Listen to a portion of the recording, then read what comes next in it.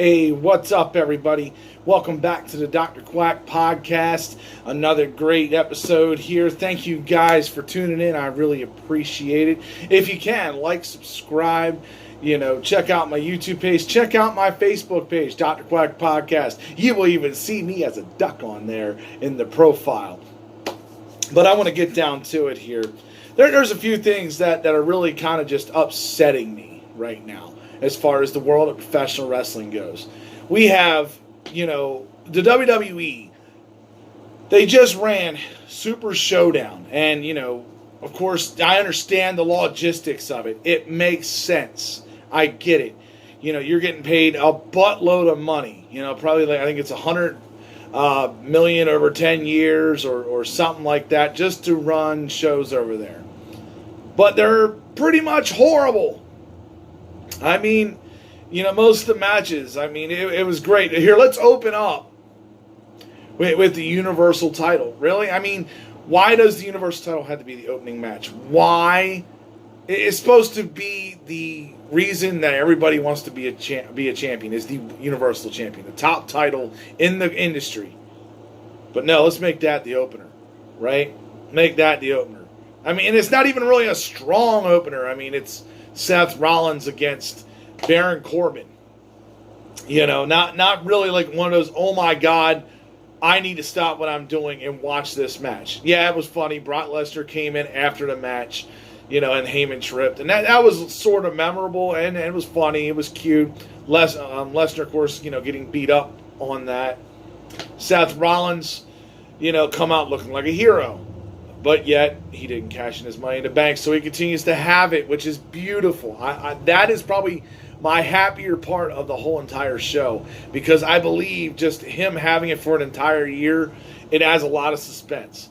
A lot of people don't like this new Brock Lesnar look with the Brock Party. I love it. It gets my seal of approval, I'll tell you that. So then, you move on to the Intercontinental title match. It was fairly decent. Finn Balor looked really good. Andrade, they came out there. They brought it. It was a solid match. It was, of course, the Intercontinental title, the Workers' title. So it was a very solid match, and it kept the show moving.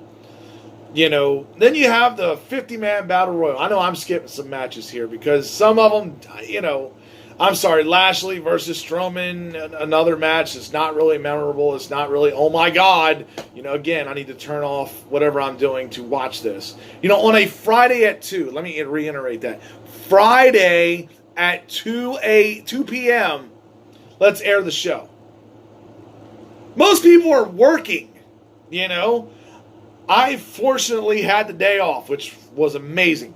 So I got to sit down and actually watch this. And I was completely shocked. It was better than previous times they have been to Saudi Arabia, Crown Jewel, and over there. But all in all, this show, you had a 205 Live guy win the 50-man Battle Royal. Really? The 50-man Battle Royal. You could have pushed another star on either Raw or SmackDown and at least made it appear like you're going to push them. Are you really going to push this kid? Probably not. Where's he going to go? To the top of the 205 Live roster? He might win a 24/7 title. I love the 24/7 title. R-Truth, A+ job effort. Great filming, and he got pinned outside the airport. He pinned and got the title back over Jinder Mahal on the airplane. Probably one of the best segments of the entire show. Those two were probably the best part. Everything else was about, here we go. Let's go into it. Triple H, Randy Orton. We haven't seen this before. No. This ain't once in a lifetime. This is probably the 15th millionth time. And for what they did, great job. The table not breaking, you can't blame them on that. It was great that Hunter at least did it 4 times. It still didn't break. And it was a pretty entertaining match. I was impressed with that. But again, why are we pushing all the legends? I get it. Saudi Arabia, that's what they want. They don't want women's matches because they decided to say, nope, we're not going to book them. And they tried. I'll give WWE credit. They tried. They tried to persuade them to letting one female match go in their favor, let it be aired on television. They couldn't do it. And I understand this is the great agenda here. You're trying to look like you're liberating them, which is great. They've had other female athletes in the past compete in Saudi Arabia, but it's just taking it one step further. Which, Saudi Arabia, why are you not jumping on the opportunity of this? You are now appearing to the rest of the world like you are being sexist and you don't believe women should have a place in this business. I mean, it's just a dumb move all the way around. They should have let them do it. Even if it is Alexa Bliss versus Natalya, who really, don't have a feud going, just two random females going to have a match. Couldn't do it. Couldn't do it. But the thing that really just, this irked me, and this is what's sad. The main event, this is not going to be a long podcast. This is almost my review. The main event was Goldberg against The Undertaker. And, everybody remembers both of them in their primes. Just about every social media outlet I have seen, and I've said this too, that match should have happened at least 15 years ago. Okay? That match should have happened at least in 2004.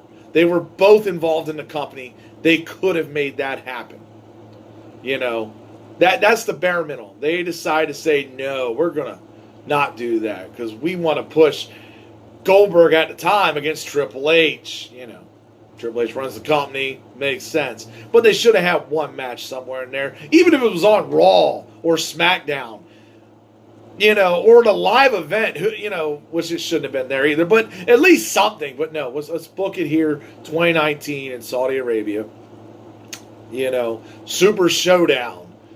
Yeah, it was a showdown, all right. I mean, it's funny. They went a total of 8 minutes. And I sat there and counted. There was 11 bumps. And if you can dispute that, please do, because I'm pretty sure I was right. 11 bumps between the two competitors. That means falls for all you kids at home.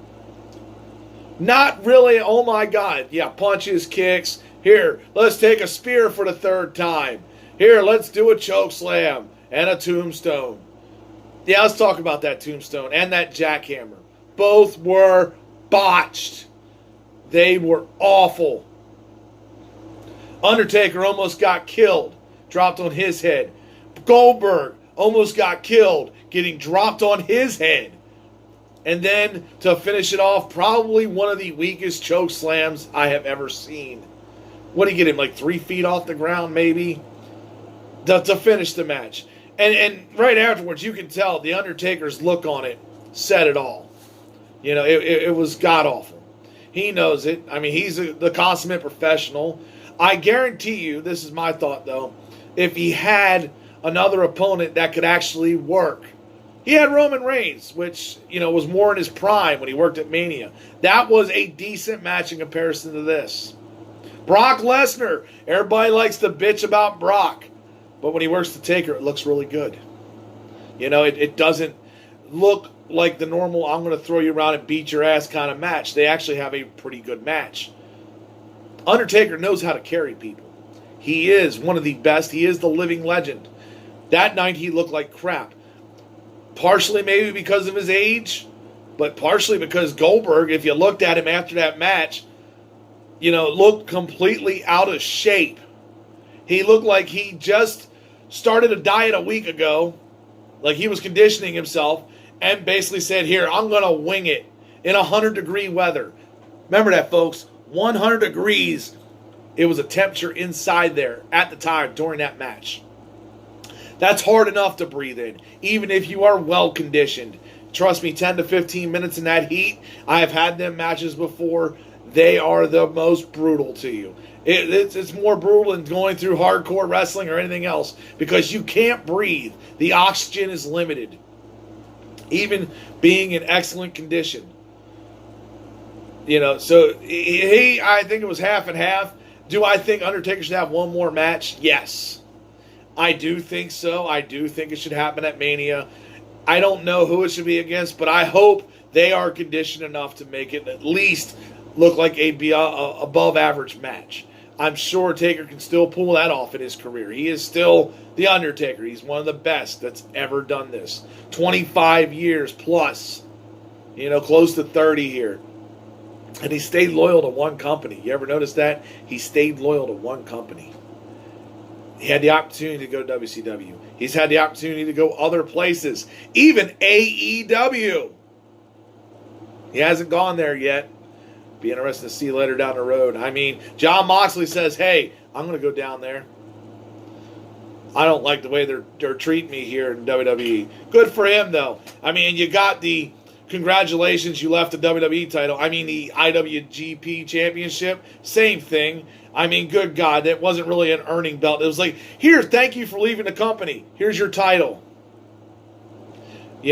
He's a great worker. Yes, Jon Moxley, yes, Dean Ambrose, whatever you want to call him. He's a great worker. He is talented. But, was that necessary? Not really. It really wasn't. I mean, I hope AEW succeeds because there are reasons behind it. I hope that it allows more talented wrestlers to be able to do this for a living. That is what I really hope. About 75 to 80 wrestlers, roughly in the WWE get to make a living. Maybe a little bit more if you count NXT and you count NXT UK. So we'll raise that up to 150, maybe 200. Then you add everybody on the AEW roster, which is probably another 75. So let's just say that's 300 wrestlers that get to go perform their craft in front of crowds and get to do that primarily as a job. Not what we like to call in the independent circuit a shoot job. That is their shoot job. And to get up to that level is amazing. So, I hope the best for both of them. But overall, let me get back to WWE here, Super Showdown. I'm going to give that a grade of a C+. It was a little better than average. There were certain things that were good. There was certain things that were bad. But, I get the whole motive. I mean, if I was getting paid what The Undertaker and Goldberg got paid just to go, perform in front of people in Saudi Arabia. I'm guessing it's $5 million. It might be more. That's just my estimation. It's got to be at least $5 million a piece. I'd do it too. And so would everybody probably watching this podcast and, everybody in the world because that's $5 million. It's got to be better than running through, a bunch of spider webs at about 1,000 foot for $5 million. I mean, you do it. It just makes sense. But that's what I have, folks. Thank you guys for tuning in. I want to hear your thoughts on Super Showdown. I want to hear your thoughts. Should The Undertaker retire? If you can, put them in the comments down here. Tell me what you think about this podcast. And I'm going to have another one Thursday. This will be a special episode. This is more for the adults. I would like for you to watch it. So stay tuned.